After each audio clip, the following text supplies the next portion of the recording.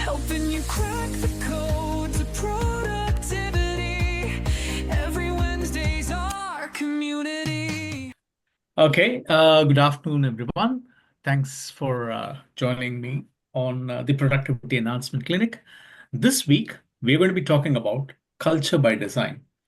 And what we are doing is basically we're going to be looking at the format is I actually share what we did about a specific topic with a specific client, and then walk you through what was the way in which we moved the whole dial, and then share some of the lessons which you can then take and apply in your business.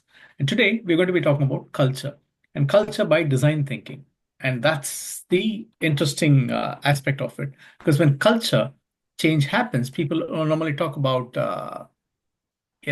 pain and all the trauma that is associated with it. And then we're going to show how by bringing people in and by understanding how people think and feel, we can actually make this journey a very pleasant and enjoyable experience. So it's not about getting to the end of the journey, isn't it? It's about understanding and smelling the roses on the way that makes it much more endearing and fulfilling.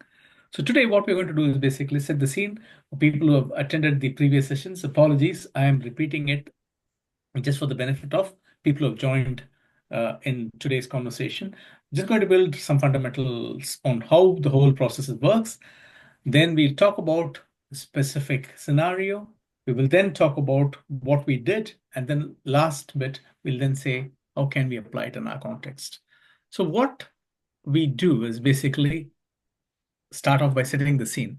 Now, what we used to focus on or what we focus on are three things. One is the strategy, because we believe for a business to exist, you need to have some clear strategic directions and clear strategy.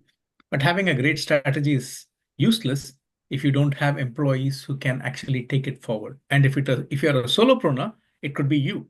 So you will have to execute the strategy. Having a great strategy is brilliant. Having great employees is brilliant, but unless you have customers, the business is not going to thrive. So we focus on these three things. And then what we have done is we have actually started looking at specifics of all this. So like where customers intersect employees, we call that as delivery. And this is what we covered in our first week. Then we spoke about the impact of employees and strategy, and we spoke a bit about employee engagement and so on and so forth. We then talked about alignment, which is what customers want and how can you understand to build your strategy to answer the customers' met and unmet needs. We spoke about this in week 3, and then we talked about leadership or the role of leadership. So we started off last week by looking at accountability. So from there, how do you move forward? So that is where we started. Now, if you look at this particular thing is like a propeller. For this to kickstart, having accountability, then you need to start ensuring that the leaders demonstrate the right kind of attitude and behaviors. So what I'm going to share, and people who know me basically know I create a lot of acronyms and 2x2s. So this is a framework that we actually look at. As a leader, it's I who's there, and we represents the team that you manage or your employees. And there are things that you do on the inside, and there are things that you do on the outside. Now, as a leader, how I think and feel has an impact, and it is perceived outside as a behavior.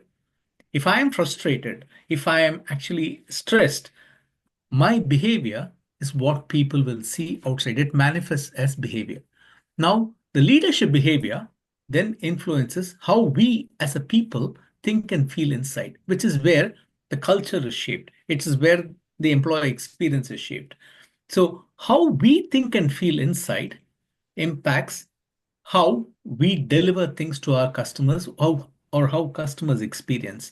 So we did cover about the area of thinking and feeling, and how it is impacting our ability to perform in week 2.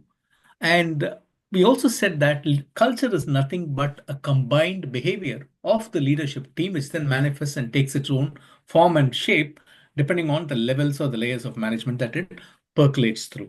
Now, to change the culture, and culture is basically, if you ask definition for culture, people have different definitions for culture. it's the way you've been doing things, or it is a combined behavior of people, or there are multiple things. But ultimately, there is an emotion attached to that culture. And you want to change the culture, you need to understand the riders or drivers of those emotions. And that's when you can start making some some changes. And to do that, there are various ways you could go. You could just look at bring in someone to, clinically look at the whole thing and say, we have to change this, do da, da, da. Or we can understand things at a process level and a people level, which I call as the humanics and mechanics. Understand the relationship between them and then start building that to change how you want the organization to change. The former basically is a top down, and a lot of cultural changes we all know. I mean, people here in this meeting room have done significant changes.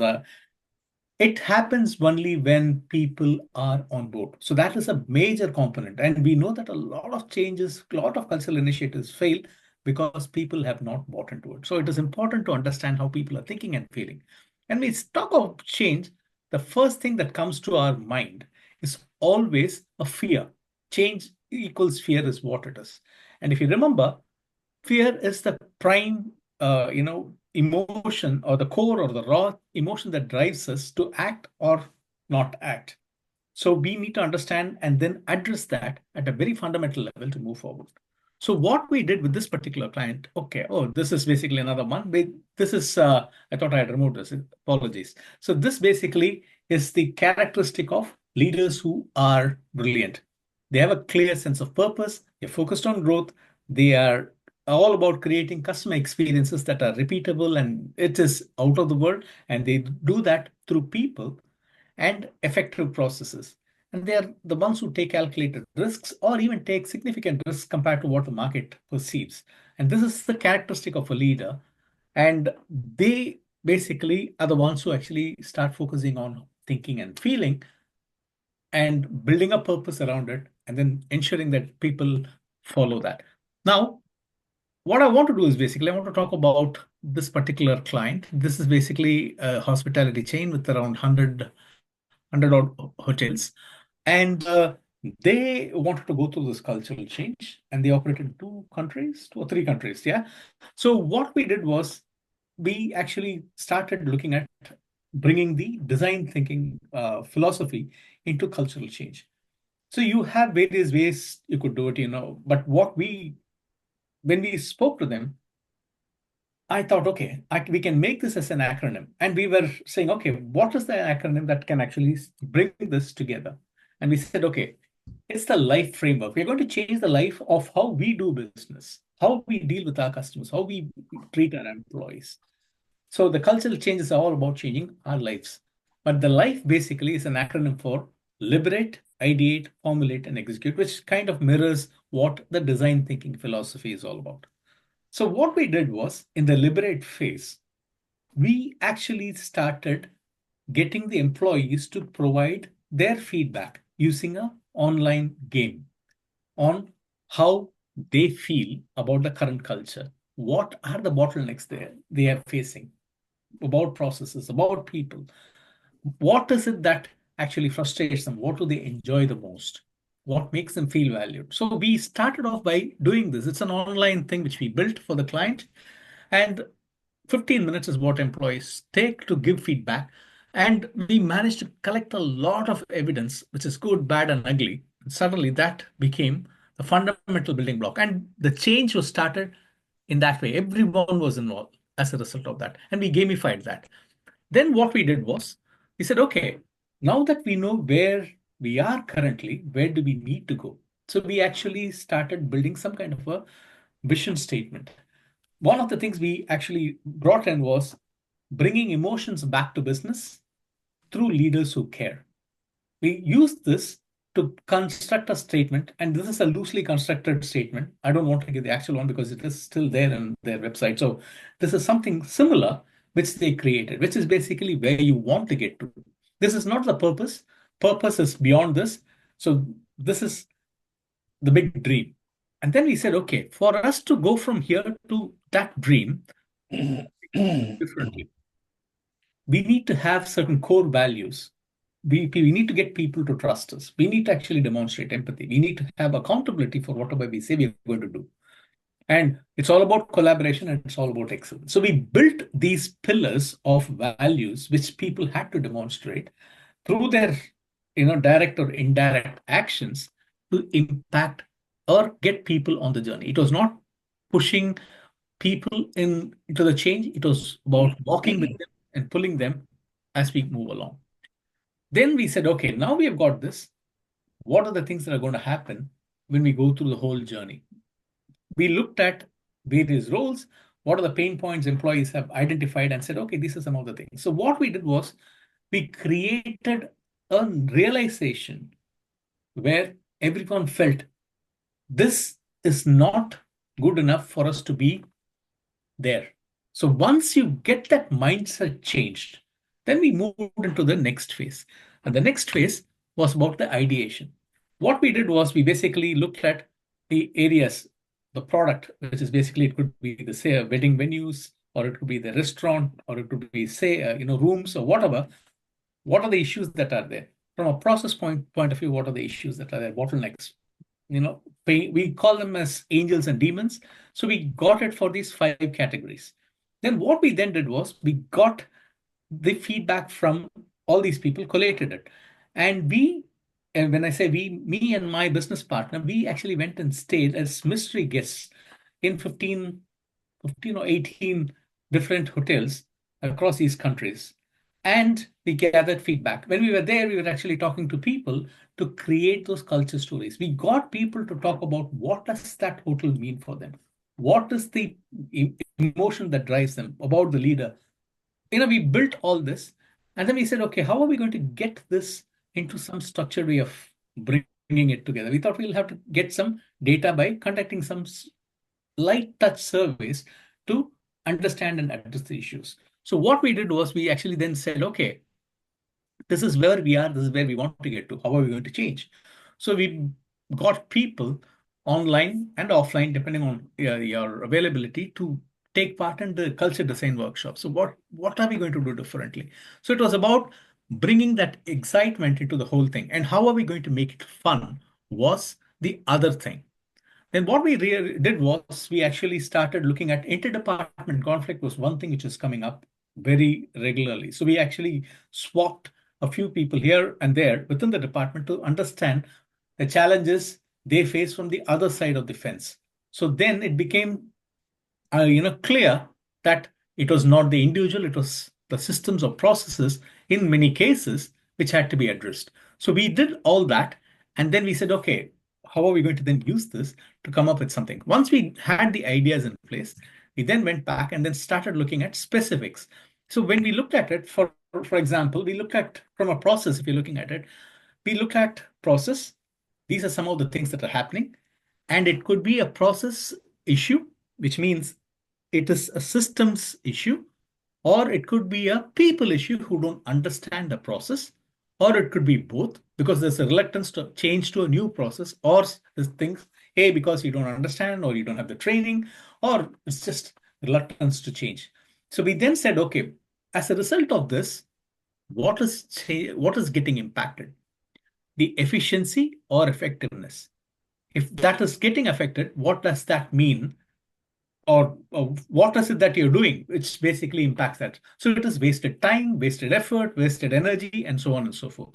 So from a process point of view, they said, okay, we need to address the issue of waste of energy, time, effort, and all that stuff. So similarly, we did something with the organization. I mean, multiple layers, clarity on who does what, all those things were identified. And we said, okay, we will start looking into that also. Similarly, we did with IT, with people, and with the product.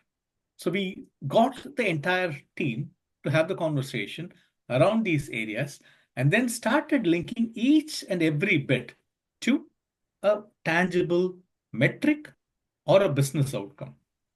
Like if employees' resistance to change, we then said, okay, how is that? Is it actually because of over engagement? So then you started looking at engagement, or is it because of something else? And then we then started looking at the impact that lack of engagement has on customer experience.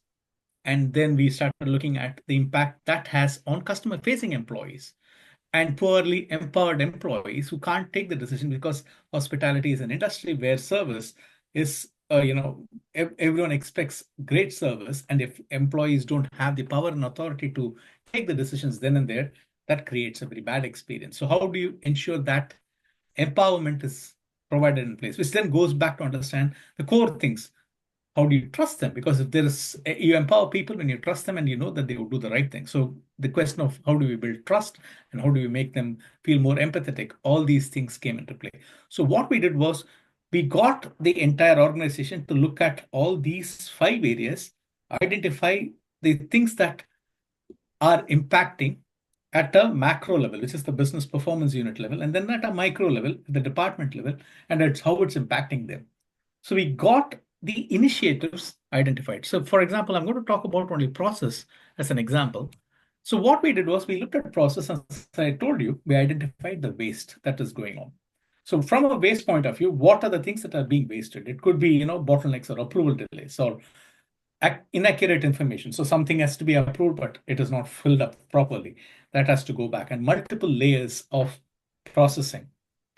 So that is another thing that was there. So what we then did was we then linked it back to how people felt, how customers felt, if it was related to the customer metric, how it is impacting performance. So we got them to do a very simple, this is how I feel approach, rather than taking very, very scientific and very, sophisticated theories of management, building sophisticated theories of management. All we wanted to show that this is, I have a very sad red emoji at this point, and when this is sorted, I want to be a green smiley emoji at the other end of the thing. And that's for me, for my customers. So we then started tracking that. Then for each of these areas of waste, then they identified specific initiatives that need to be done. So then what they did was they appointed, they said, okay, now that we've got this, we will have to appoint champions to overlook the process changes. We need to appoint a champion for the people changes. We need to appoint a champion for the structural changes at the organization level, someone from an IT point of view, and someone from the product development point of view. So they had those champions, and then the teams were basically across hotels, cross-functional teams were involved, and then they created all the things that need to be done. Then what they did was they started looking at where do we then go from here? How do we implement it? So what they used to call it as the crocodile nearest to the canoe, or some chief execs called it as, the burning platforms or whatever. They ranked every initiative in the order of how they wanted to approach it. So you could kind of call it low-hanging fruit or whatever. So once they did that, then they started looking at, okay, for this, how am I feeling? What can I do differently? What can I change? What can I add? What can I reduce? What can I create? What can I totally eliminate? So we brought in a bit of blue ocean, because I'm a big fan of blue ocean strategy. So I thought, getting people to think in a different way, by getting this, what we did was we actually got them to start coming up with examples. Like, for example, one of the things which we saw was for process efficiencies, like if you go to a hotel and this particular brand of hotel, you order something, let's say a Caesar salad. A Caesar salad that you get in London, probably in Green Park, is not the same as the Caesar salad that you get in London, in Paddington, or in, I don't know, King's Cross or whatever.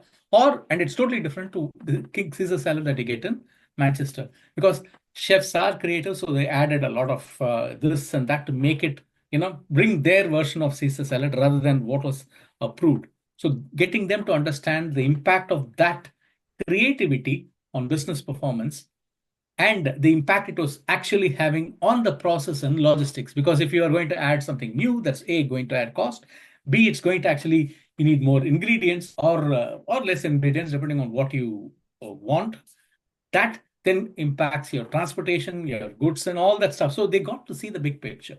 So they said, okay, that's something which we will have to customize. And the chefs made a solemn promise, which is funny, to say, okay, we would stick by this. In fact, the chief exec said, I am going to go and order for this randomly, and I will not. So I will. I might not be the one who might order it. I might get someone to order it and get it delivered. I want to ensure that it is consistent. So they had taken some accountability and ensure that that process was adhered to.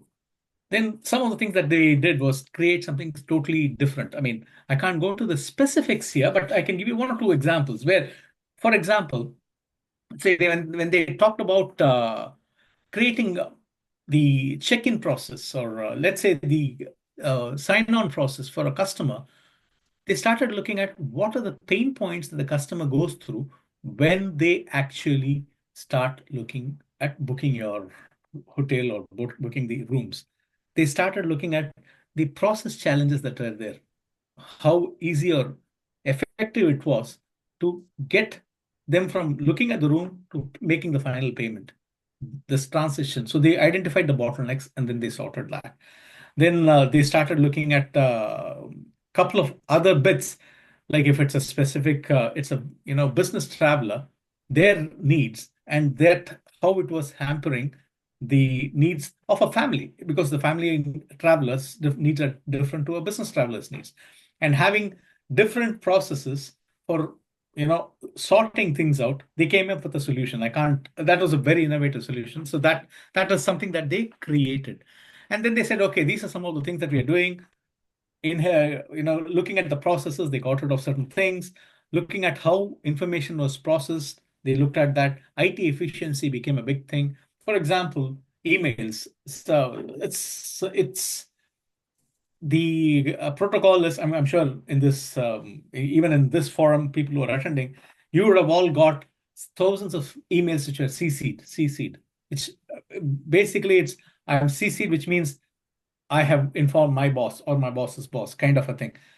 Suddenly, the managers were I mean, it was overload of communication. So what we did was basically we got them to say, change the subject matter for the attention of. And then if you CC it, then the other person, if it is for the attention of not my attention, then it is not important. And then they actually had some codes on the subject line to ensure that people need to read it or not read it. And we also got them to categorize the emails and create rules so that the IT department helped them to send the emails in folders that to be actioned straight away, can do it later and can come in your own sweet time, kind of a thing. So that way the communication process was sorted, and it was certain things were removed completely. There's certain things were actually made easier. Then from a check-in point, from a what do you call addition point of view, as I told you, for guests who are business travelers, they don't want housekeeping coming and cleaning their room every day. So the idea that was floated was, let's ask these people who are business travelers whether they want their room cleaned every day. If not, we can actually give them some bonus points so that they can actually use it for something else. Because hospitality, housekeeping is one of the big expenses or big challenges, because people drop at the leave at the drop of a hat, and getting them to clean every room with effectiveness and efficiency is always a challenge. So by looking at that through a different perspective, they sorted that specific aspect of it. So all these ideas were formulated and they had all this, and then they started implementing it. And when they started implementing it, what they wanted to do was every hotel had at the back, if you go to what do you call, the underground, or where the actual operations happen in hotels, you have, I mean, it's like you have hallways and stuff. So we actually got every hotel to use one hallway to create a visual of all that is happening with respect to the culture. You are here, and this is our end goal. So there was a visual, scene created. Then people were actually regularly informed through town hall meetings and through other things what was happening. And we started looking at surveys. We started administering surveys, which basically focused on how trusted the manager was, what was happening, how empathetic they were, and so on and so forth. Linked it back to customer experience. So we started looking at key metrics that they were interested. So when you're going through a change, it's very easy to get sidetracked and lose so focus on your business. So that is one thing they didn't want to go through. They wanted to ensure that everything was working 100% without losing focus on business. We wanted to improve. So that measures that they were absolutely, obsessed about, we started tracking them, and other metrics which were guiding them to reach that, the top level metrics were also tracked. So different people use different representations. So when something was achieved, when a milestone was achieved, they throw parties, and people who were responsible for achieving that, if they were part of that particular group in that particular hotel, they were celebrated. Their photos were put on the wall for helping the organization move in the right direction. They all got personal letters from the CEO saying thanks for this, and it was more like a party rather than a cultural change. That's how I felt it. And ideas where people started volunteering, so many ideas, so many things that they could do. They started looking at the menu and reducing the complexity of the menu. They started looking at how things were from, how green can we get? What can we do? And they even said, this is this was a time where the LED lamps were expensive, so they didn't want to actually change the LED lamps in one specific hotel in one locality because it was notorious. People used to steal them, so they didn't want to change it. So in the corridors and the main places, they had energy efficient lighting, but in the rooms they had the regular TFL lamps or whatever, the halogen lamps. Those are the things that are there. So they started looking at everything meticulously and then started focusing on that. What we then did was we actually said, okay, these are the things that you're doing. So the 5 areas that we identified. So we actually started looking at the various bottlenecks that they identified and then started creating a score where you are now to where you want to get to. So, and then we just, there's no science behind that. Mind you, although I'm very anal about creating scientific measurements, this one we wanted to keep it simple. So we just said, okay, this is what it is. Now you're here where you've got to so far and where you want to get to. So they had a clear view of where they have to go.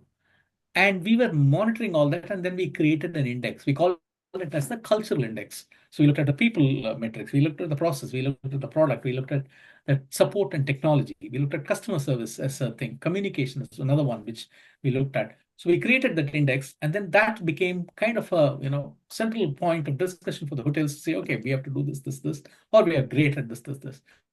And one thing they did was celebrate big time, communicate over and over, and this was repeated, and the whole change happened within 2.5, within 3 years, the change happened. And that's what it is. So from here, what can we learn? How can we then take this and implement? So when you're talking of cultural change, first thing is build that vision, get people involved. Don't just go and start doing things. Make it a fun way of, getting people involved. Well, so I talked about a game which we have. I mean, it's simple. We could actually say, in your organization or the clients that you work with, say good, bad, and ugly. Get people to actually write what is good, what is bad, what is ugly, and then put it there. And then get them to take the role of, a mock role of a leader. Say, you are now running the bus. As leaders, what would you change here? What are the things you would prioritize? So suddenly, people start, and it can be picked up at random, which means it might not be what you suggested that needs to be changed, that you would be made responsible for. So suddenly, it starts making that whole process of change or the need to change very clear. And then what you do is, this is where we are now. We all agree that? Yes. So where do we want to get to? That's the next place. So the build a vision through them, not just what you want to do, but where we have seen it works. Get the people to come up with statements. Vision, where do you want to be? So combine that and then create that vision. Then understand how do you want to go from here to there, which is basically understand the milestones. So to get to each milestone, what are we going to do? So that's where you get into the ideation phase, where you look at various bottlenecks. In this case, we have only the process people, IT. Generally, most of the businesses have this. But then if you're going to look at it very holistically, you can look at your customers, your employees, and your strategy or process and IT structures. it depends on the organization that you are working with or you're helping. You could start looking at all the areas and what are the bottlenecks or pain points or the gain points or the angels and demons in each of those spaces. Then what you can do is then, okay, get a clear, statement or a problem statement for each of those areas. What are the things that we need to do? Make a list and start addressing the crocodile nearest you, based on the team that is going to, execute it, and then give the authority to the team that you think is well placed for it and get it going. But all the time, find some simple metrics that you can track, make it relevant, communicate, wherever possible, try and show it as visual, because I believe in the power of, for those who know NLP, just communicating via email is not enough. You need to actually have a visual. So it's for the visuals. The town halls primarily were the auditories, for the auditories who want to listen to this. Oh, and then also show. And then we also had the workshops and other bits and pieces where we got the kinesthetics who learn or who get immersed by doing things. So we try to bring a mix of all these three types of people. The messages had to be clear to all these three, and very clear but simple measures, very clear but simple, effective processes were put in place to track the journey going forward. So you can do something similar. And it's not complicated. It's although it depends on the leadership, but if you make it a fun process and if you start using emotions and feelings to start bringing the change that you want to, you will get there without any problem. Of course, there'll be roadblocks, but hey ho, life is not a bed of roses. So you start smelling the roses and then get there. So that's how we got it, and happy to share this content. And if you want to know more about the board game or anything else, please give me a shout. Next week, we are going to be talking about customer emotions, loyalty, and upselling. How do you influence that? Any questions?